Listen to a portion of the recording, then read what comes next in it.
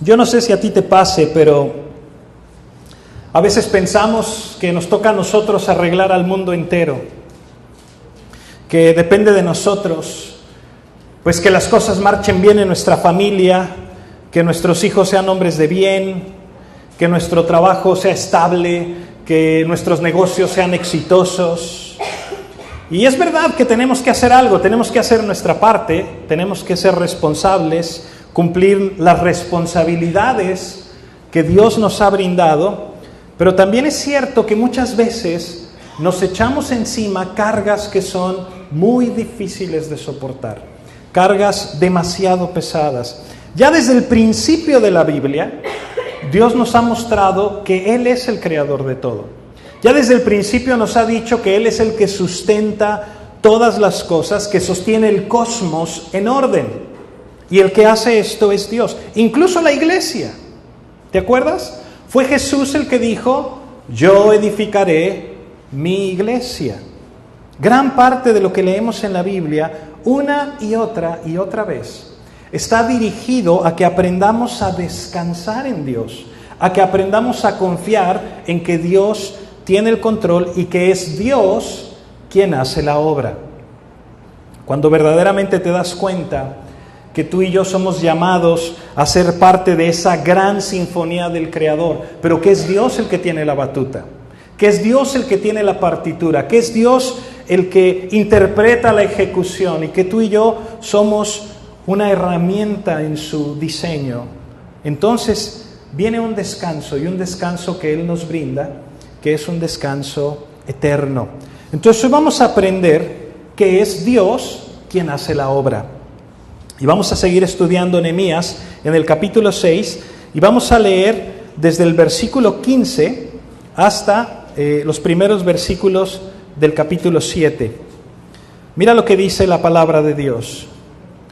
Fue terminado pues el muro el 25 del mes de Elul en 52 días.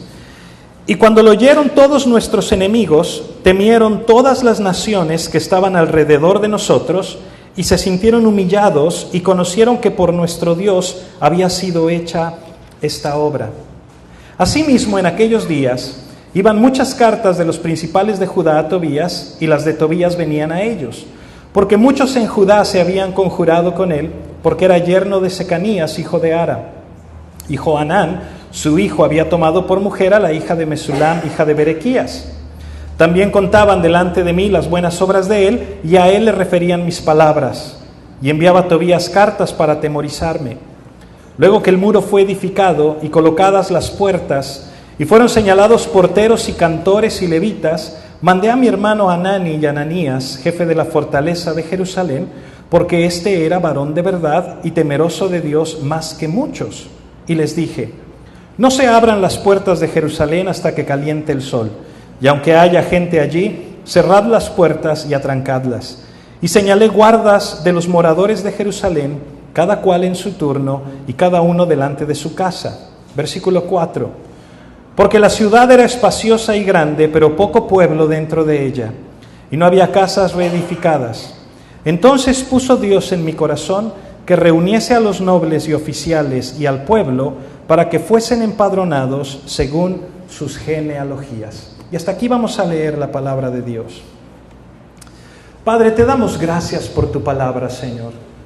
Gracias por el privilegio de estar juntos, de estar estudiando acerca de ti, de aprender más de ti, Señor, de tu salvación, de tus propósitos, de tu plan. Te pedimos esta mañana que tu Espíritu Santo hable al corazón de cada uno de nosotros y que nos instruyas en tu verdad. Amén. Mira, han pasado 6 meses desde que Nehemías escuchó por primera vez cómo estaba la condición en Jerusalén y que se puso a orar, ¿te acuerdas? Él era el copero del rey de Persia, de Artajerjes, y en estos 6 meses pues le han pasado muchísimas cosas. Seguro te acuerdas de todo lo que hemos estudiado. Ha tenido que enfrentar una tremenda oposición, ha estado en peligro, ha estado en chismes, ha estado en momentos en los que se tuvieron que ir a dormir vestidos, con una mano en la almohada y la otra mano en la espada, porque no sabían a qué horas iban a llegar los enemigos y los iban a despertar a espadazos. Imagínate quién puede dormir con tranquilidad así, no sabiendo a qué horas te caen encima. Han tenido que ver cosas atroces. Ha sido una locura, una travesía muy pesada, pero ha sido la fiel respuesta de un hombre al llamado de Dios. Y él se ha permanecido fiel, y el testimonio de un Dios fiel que cumple su palabra, que efectúa sus promesas de una manera impresionante. O sea, ponte a pensar, poco menos de 2 meses y los muros de toda la ciudad completamente reconstruidos. ¿Quién hace esas cosas? Cuando empezaron la obra, se burlaron de ellos, ¿te acuerdas? Que decían, estos pobres, ¿qué van a hacer? Van a empezar a levantar los muros, va a llegar una zorra, los va a tocar y los va a derribar, ja, ja, ja, ja. Y se reían de ellos y los menospreciaban y los veían como gente que no iba a poder hacer nada. Todos esos escombros que tenían 70 años en ese lugar, como testimonio, como un monumento de la desobediencia de Israel, que eran escarnio para la nación de Israel, que eran burla de todos los pueblos, ahora estaban ahí erguidos, majestuosos, los muros terminados, la construcción concluida, como un testimonio del Dios de Abraham, de Isaac y de Jacob, de un Dios fiel. Por eso dice el versículo 16, que cuando lo vieron todos sus enemigos, las naciones que estaban alrededor de ellos, dice, temieron y se sintieron humillados. ¿Por qué? Pues porque no esperaban que estos pobres exiliados, estos pobres muertos de hambre que vienen de haber sido mantenidos a la fuerza allá en Babilonia, en Persia, que no tenían ni siquiera casa, pudieran hacer absolutamente nada, estos andrajosos. Pero ¿sabes qué sí tenían? Tenían el respaldo de Dios. Tenían el amor del Todopoderoso. Tenían las promesas de un Dios fiel que les dijo que regresarían a su tierra, que reconstruirían el templo, que reconstruirían las murallas y que iban a tener sus casas. Tenían a Dios. Eso tenían. Por eso me emociono. Y leo la palabra de Dios y me emociona cuando leemos cosas como 1 Corintios 1:26. Fíjate lo que dice. Dice, mirad hermanos, vuestra vocación o vuestro llamado.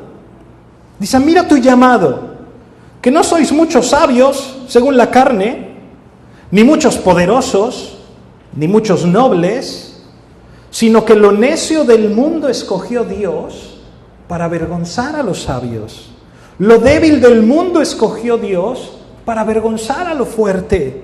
Lo vil del mundo, lo menospreciado escogió Dios. Y lo que no es, para deshacer lo que es, a fin de que nadie se jacte en su presencia. Mas por Él estáis vosotros en Cristo Jesús, el cual nos ha sido hecho por Dios sabiduría, justificación, santificación, redención, para que, como está escrito, el que se gloría, gloríese en el Señor. ¡Wow! Porque puede que tú y yo no seamos gran cosa. Puede que tú y yo no seamos los más chiquitiguaus de La Paz.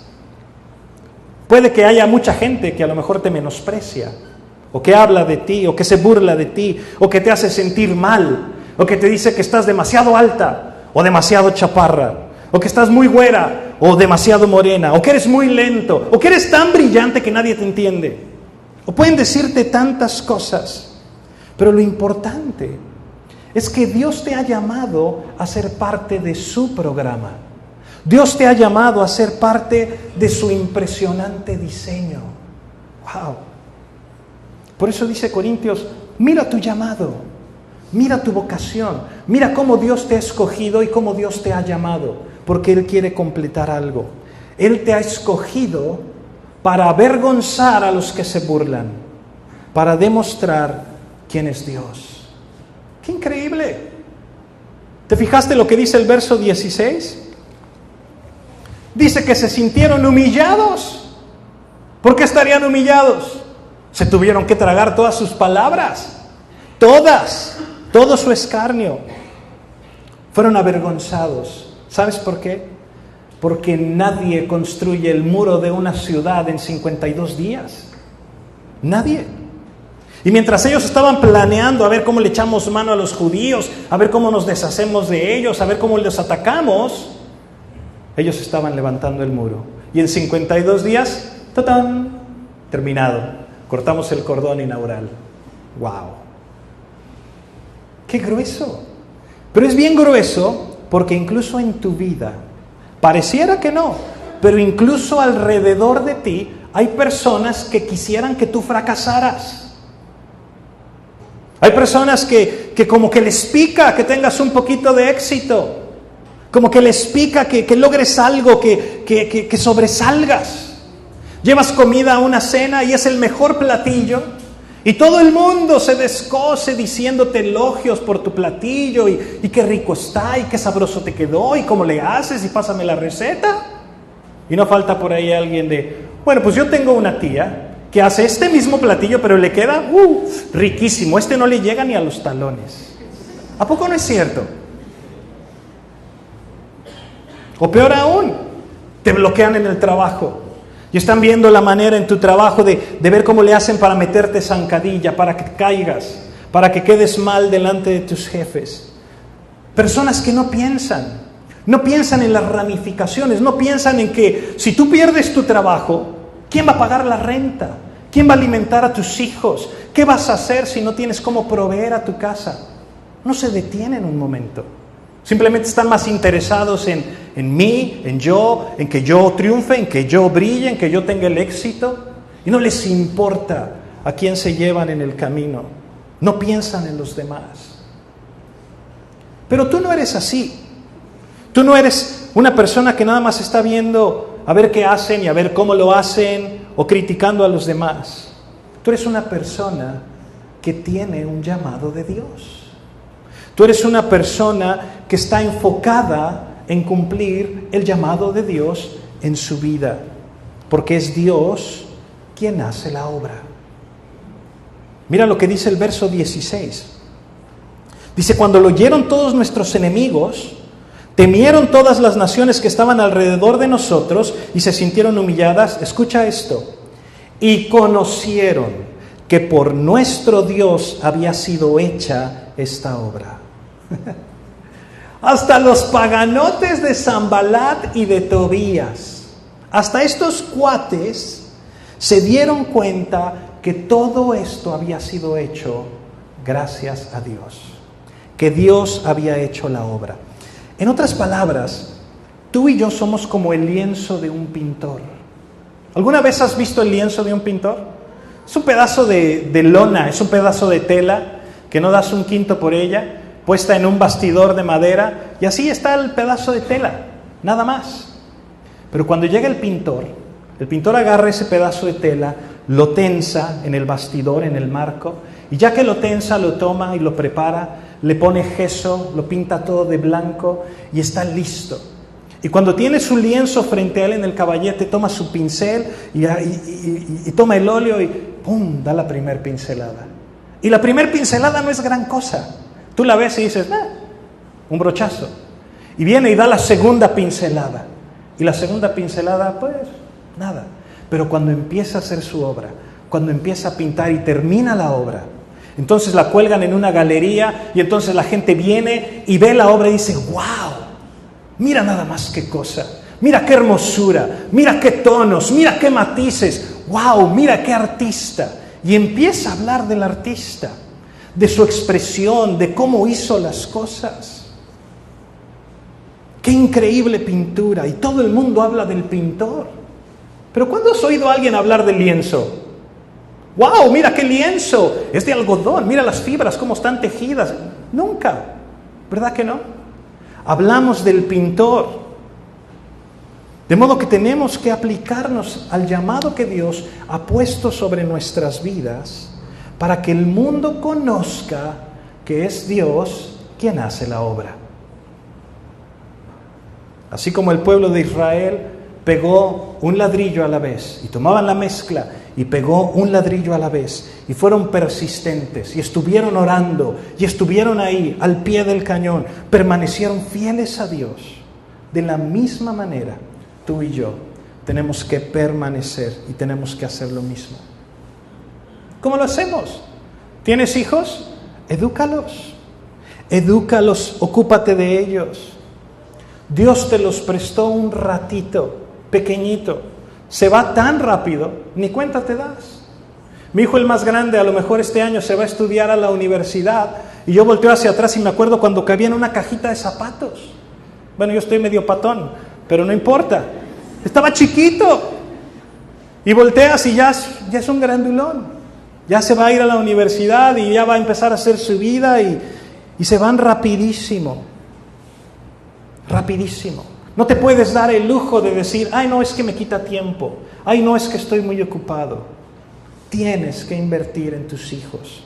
Tienes que darles tiempo, tienes que educarlos, tienes que jugar con ellos, tienes que enseñarles a amar a Dios. ¿No sabes lo que me frustra a veces? Ver jovencitas en casa de quién sabe quién o con quién sabe quién, hasta quién sabe qué horas. ¿Y los papás? No, pues, ¿quién sabe? Como si una chamaca de 15 años, de 16 años, tuviera la madurez para no estar a solas con el novio, con el amigo, porque no es novio, en la casa de quién sabe quién, hasta quién sabe qué horas. No. Ay, pastor, son chavos. Precisamente por eso. Ellos son chavos, pero tú no. Tú eres el papá, tú eres la mamá. Haz lo que te toca. Dios hace la obra, pero la hace por medio de ti. En ti y contigo. Los ladrillos de la muralla no se pegaron solos. El escombro, alguien tuvo que ir y cargarlo. Y alguien tuvo que llevarlo a algún otro lugar y usarlo. Alguien tuvo que hacerlo. Alguien tuvo que ser fiel al llamado de Dios sobre su vida. Y hacer las cosas que te tocan. ¿Estás ahí? Mira, la semana pasada te decía que si no has aceptado a Cristo, estás tomando la decisión de no aceptarlo. Pero es lo mismo con todo lo demás. No te engañes pensando que no estás haciendo nada. El matrimonio no se rompe porque, se rompió. Las familias no se quebrantan porque, quién sabe qué pasó, pero mi familia está toda quebrantada y no tiene pies ni cabezas. Los hijos no toman malas decisiones o agarran malos caminos porque, me salió chueco el hijo, la hija. No pasa así. Si no estás haciendo lo que tienes que hacer, estás haciendo lo que no tienes que hacer. ¿Me explico? Ahí te va despacito para que lo pienses. Si no estás haciendo lo que tienes que hacer, estás haciendo lo que no tienes que hacer. Pero estás haciendo algo. Si quieres desplegar la gloria de Dios en tu vida, si quieres que el mundo entero conozca que tienes un Dios maravilloso, que tienes un Dios impresionante, un Dios que es fiel a su palabra, un Dios que es fiel a sus promesas, un Dios que hace la obra, pues empieza ya, comienza ya, no te esperes un momento más. Mira lo que dice Filipenses 2:13. Porque Dios es el que en vosotros produce así el querer como el hacer, por su buena voluntad. Haced todo sin murmuraciones y contiendas, para que seáis irreprensibles y sencillos, hijos de Dios sin mancha, en medio de una generación maligna y perversa, en medio de la cual resplandecéis como luminares en el mundo, asidos de la palabra de vida. Aférrate a la palabra de Dios, agárrate de su palabra, resplandece con su gloria. Que no te quepa duda. Mira, estamos en medio de una generación bien torcida. Pero ¿sabes algo? Eso no es nuevo. No es nuevo. Es la historia de la corrupción del hombre. Uno de los más grandes problemas es que cada quien quiere jalar agua para su molino. Cada quien busca nada más lo propio. Ya no hay quien busque el bienestar de los demás. Primero yo, luego yo y después yo. Incluso dentro de la iglesia, hay quienes tienen un pie en la iglesia y otro pie en el mundo. Y sí, congenio un poquito con el cristianismo y congenio un poquito con todos estos valores, pero yo quiero seguir haciendo las cosas a mi manera, buscando mi propio beneficio. En el caso de Nehemías no fue diferente. ¿Sabes que había gente en Judá que todavía seguía de grandes cuates, de grandes compadres con Tobías, con Sanballat, con todos ellos? Lo acabamos de leer hace un momentito. Dice el verso 17 que se mandaban cartas, que seguían en comunicación con Tobías. ¿Sabes por qué? Porque Tobías se había emparentado con ellos. Era el consuegro de no sé quién, el yerno de no sé quién de allá para acá, y ahí estaban en constante comunicación. Se habían comprometido por medio de lazos matrimoniales. Y era tanto el compromiso de estos israelitas que estaban en Jerusalén, que venían con Nehemías. No, Nehemías, mira, Tobías es bien intencionado. Mira, no lo veas así. Tobías no puede ser tan malo. Es buena gente, ahí la lleva, mira. Y empezaban a abogar a favor de los enemigos. Y mientras tanto nos dice Nehemías que Tobías le enviaba cartas para atemorizarlo. Pero Nehemías no se achica, porque él sabe en quién había creído.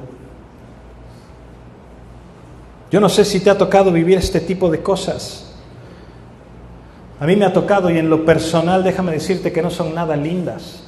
Hace como 7, 8 años, teníamos poquito tiempo de haber empezado a plantar la iglesia.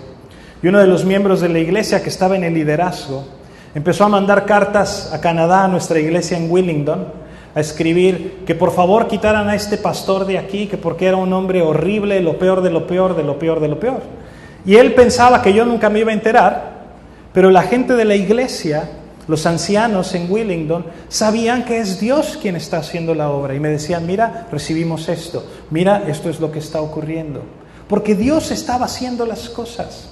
Dios es el que hace la obra. Este hombre estaba haciendo todo eso a escondidas, pero Dios estaba sacando esto a la luz. Imagínate, a Jesús tenía 12 discípulos que iban con él todo el tiempo, y entre esos 12 había uno que solo tenía el interés en su ganancia personal, que no le importaba absolutamente nada ni nadie más que él. Con Jesús, si a Jesús le pasó, ¿cuánto más a nosotros?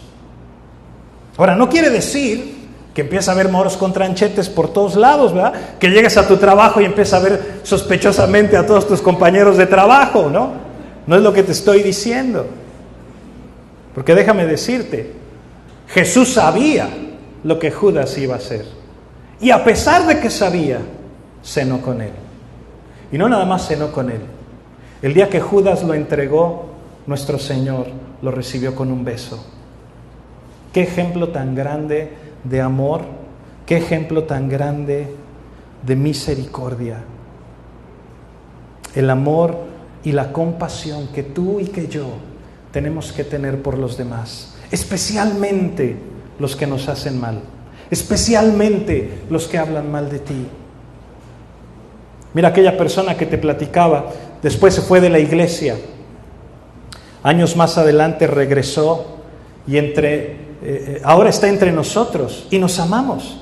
Y él se quitaría la camisa por mí y yo me quitaría la camisa por él y tenemos una relación padrísima. ¿Quién hace esas cosas? Dios. Dios es el que hace la obra. Solamente Dios. Entonces, puedes descansar. Dios tiene un plan perfecto. Dios tiene un diseño especial. No tienes que cargar sobre tus hombros la responsabilidad de arreglar al mundo. ¿Por qué? Porque es Dios quien hace la obra. Pero quiero que veas algo más que es muy importante. Porque es muy fácil quedarse dormido en tus laureles. Perdóname, Emily, que está traduciendo. Uso muchos modismos y luego cómo le hace Emily para traducirlos al inglés, no sé. Pero hacer el muro y decir, ya está el muro terminado, ya acabé la obra. Ahora sí, a bajar la guardia. Es muy fácil hacer eso. Muy sencillo. Sí, puedes descansar que Dios es el que hace la obra, pero tienes que seguir adelante y tienes que hacer la parte que te toca. Lo que leímos al principio en el capítulo 7 nos habla de que pusieron las puertas, nos habla de que empezaron a poner normas y reglas en cuanto a qué horas la abrían, a qué horas la cerraban, cómo le hacían, cómo no le hacían. Pusieron gente a poner turnos, a poner vigilancia, a estar cada quien frente a su casa, etc. Ya terminó la muralla, pero ahora no quiere decir que ya no haya nada más que hacer, quiere decir que ahora hay otras cosas que hacer y tenemos que hacerlas. A veces venimos a una iglesia como la nuestra y ves gente que está cantando en la alabanza, así de padrísimo como cantaron hoy en la mañana, y ves gente que están aquí al frente recibiendo con una sonrisa de oreja a oreja a los demás, ves que hay otros limpiando, ves que hay otros recogiendo, ves que hay otros dándole clases a los niños, tantas y tantas cosas. Y puedes llegar a pensar, pues ya está todo hecho, yo ya no soy requerido, yo ya no soy necesario, porque ya todos están haciendo algo. Pero déjame decirte algo, no hay nada más lejos de la verdad que eso. Eres muy necesario para tantas cosas. Dios te ha dado varios dones. Si tienes un don por la música, o tocas un instrumento, o cantas, ve al grupo de alabanza. Dios me ha dado un don y cuando estoy trapeando en la casa estoy cantando a pulmón tendido y creo que canto bien. Pues a ver, vente. O le estás pegando a la guitarra o al bajo, a la batería, qué sé yo, vente al grupo de alabanza. Si conoces a Dios desde hace varios años y ya entiendes el mensaje del Evangelio y crees que lo puedes comunicar a otros, vente a enseñarles a los niños quién es Dios, cómo amarlo, lo que nos dice en su palabra. Y vente al grupo de la escuela dominical. Si a lo mejor tienes poquito de conocer al Señor, pero estás feliz y contento de que Dios te haya perdonado, de que te haya dado una nueva vida, vente con el grupo de asistentes a recibir personas con una sonrisa, a decirles: a mí me ama Dios y a ti también. Pásale, ven a ver qué tiene Dios para ti. Pero tienes tanto que dar a la obra de Dios. No te quedes sentado, hay tantas áreas, tantas áreas. Hablaba con una persona el otro día, dice: no, pues es que yo no sirvo. ¿Cómo que no sirves? Mira todo lo que haces esto, haces esto, haces esto, haces esto. ¡Wow! Dios te usa de grandes maneras. Actívate, conoce a otras personas, invítalos a tu casa, invítalos a la playa, disfrútense, en verdad gócense en lo que Dios hace en cada uno de nosotros. ¿Sabes por qué? Porque Dios no ha terminado contigo. No ha terminado. Si sigues leyendo el capítulo 7 de Nehemías hasta el final, vas a ver una lista de nombres enorme y un montón de genealogías ahí. Son todos los exiliados que se vinieron a Jerusalén con Zorobabel. Todos los que le creyeron a Dios. Un remanente hermoso, privilegiado, que no se achicó ante el tamaño del reto que tenían frente a ellos. Mira, yo no sé lo que Dios va a hacer con tu vida. Yo no sé lo que Dios va a hacer con exactitud con nuestra iglesia, con palabras de vida. Yo no sé si vamos a poder crecer y tener un centro ministerial que sirva a lo mejor a toda la ciudad, a todo el estado, que podamos a lo mejor capacitar a otros para llevar el Evangelio a otros lugares, a nuestro país, a otras iglesias. Yo no sé qué es lo que Dios va a hacer, no lo sé, pero lo que sí te puedo decir es que es Dios quien hace la obra y tú juegas un papel primordial en el diseño de Dios. Estás ahí, tú juegas un papel importante en su plan. Así es de que levántate y ponte las pilas y sé fiel al llamado que Dios tiene en tu vida. Créele a Dios y pon manos a la obra. Amén. ¿Por qué no te pones de pie? Vamos a darle gracias a Dios. Ay, Señor, eres tan maravilloso. Es tan hermoso, Señor, leer tu palabra. Es tan hermoso saber que eres tú quien nos llama a cada uno de nosotros que eres tú quien nos acepta, quien nos recibe, quien nos transforma. Gracias por ponernos en una familia tan linda. Gracias, Señor, por levantar una iglesia tan bonita, donde se respira tu presencia, Señor, donde podemos servir a otros y donde podemos tener corazones llenos de tu gozo, llenos de tu paz. Qué privilegiados somos, Señor. Permítenos seguir adelante con el llamado que tú has puesto en nuestras vidas. Permítenos ser una herramienta útil en tus manos. Señor, que cada uno de nosotros podamos ser como un guante en tu mano.